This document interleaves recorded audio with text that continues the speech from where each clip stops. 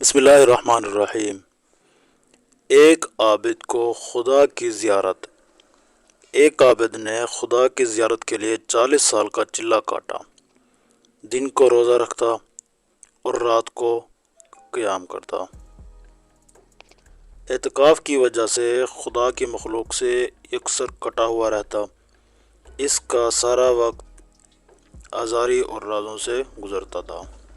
آخر کار 40 سال کے بعد ایک رات اس عابد نے ایک غیبی آواز سنی، کل شام کے وقت تانبے کی فلاں بازار میں فلاں تانبا ساز کی دکان پر جاؤ اور خدا کی زیارت کرو۔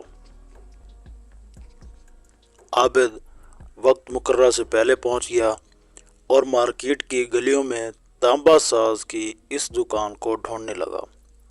وہ کہتا ہے، میں نے ایک بوڑھی عورت کو دیکھا جو تانبے کی دیگچی پکڑے ہوئے تھی اور اسے ہر تانبا ساز کو دکھا رہی تھی۔ وہ بیچنا چاہتی تھی۔ وہ جس تانبا ساز کو اپنی دیگچی دکھاتی وہ اسے تول کر کہتا 4 ریال ملیں گے۔ وہ بڑھیا کہتی 6 ریال میں بیچوں گی، پر کوئی تانبا ساز اسے 4 ریال سے زیادہ دینے کو تیار بالکل نہیں تھا۔ آخر کار وہ بڑھیا ایک تانبا ساز کے پاس پہنچی۔ تانبا ساز اپنے کام میں مصروف تھا۔ عورت نے کہا، میں یہ برتن بیچنے کے لیے آئی ہوں اور میں اسے 6 ریال میں بیچوں گی، کیا آپ 6 ریال دیں گے؟ تانبا ساز نے پوچھا، 6 ریال میں کیوں؟ بوڑھی عورت نے دل کی بات بتاتے ہوئے کہا، میرا بیٹا بیمار ہے، طبیب نے اس کے لیے نسخہ لکھا ہے جس کی قیمت 6 ریال ہے۔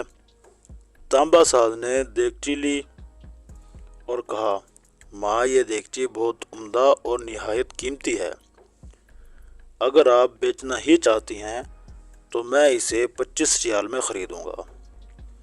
عورت نے کہا، کیا تم میرا مذاق اڑا رہے ہو؟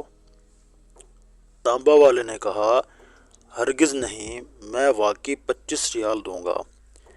یہ کہہ کر اس نے برتن لیا اور بوڑھی عورت کے ہاتھ میں 25 ریال رکھ دیے۔ بوڑھی عورت بہت حیران ہوئی اور دعا دیتی ہوئی جلد ہی اپنے گھر کی طرف چل پڑی۔ عابد کہتا ہے کہ میں یہ سارا ماجرا دیکھ رہا تھا۔ جب وہ بوڑھی عورت چلی گئی تو میں نے تانبے کی دکان والے سے کہا، چچا، لگتا ہے آپ کو کاروبار نہیں آتا۔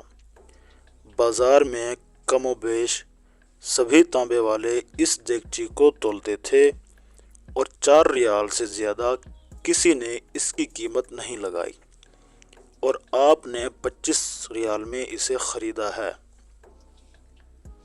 بوڑھے تانبے ساز نے کہا، میں نے برتن نہیں خریدا، میں نے اس کے بچے کا نسخہ خریدنے کے لیے اور 1 ہفتے تک اس کے بچے کی دیکھ بھال کے لیے پیسے دیے ہیں۔ میں نے اسے اس لیے یہ قیمت دی ہے کہ گھر کا باقی سامان بیچنے کی نوبت نہ آئے۔ عابد کہتا ہے کہ میں سوچ میں پڑ گیا۔ اتنے میں غیبی آواز آئی، چلہ کشی کرنے سے کوئی میری زیارت کا شرف حاصل نہیں کر سکتا، گرتے ہوئے کو تھامو، غریب کا ہاتھ پکڑو، ہم خود تمہاری زیارت کو آئیں گے۔